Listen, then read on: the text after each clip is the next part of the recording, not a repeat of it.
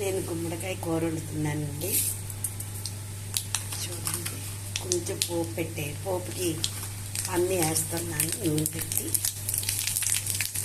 కొంచెం శనగపప్పు, జీలకర్ర, ఉల్లిపాయలు, కరివేపాకు ఎండుమిర్చి వేయాలండి. చూడండి, మాది ఆర్గానిక్ గుమ్మడికాయ అండి. ఇవి వేగిపోయినాయండి ఉల్లిపాయలు. తర్వాత గుమ్మడికాయ ముక్కలు వేస్తున్నా.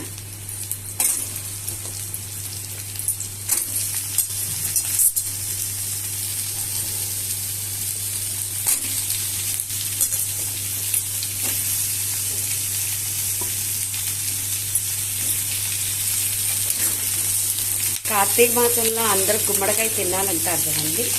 అందుకని పని కట్టుకుని గుమ్మడికాయ తెచ్చుకొని వండుతున్నాను. కొంచెం మగ్గింది చూడండి. కొంచెం ఉప్పు, పసుపు, కారం ఎక్కువ వేయకూడదండి.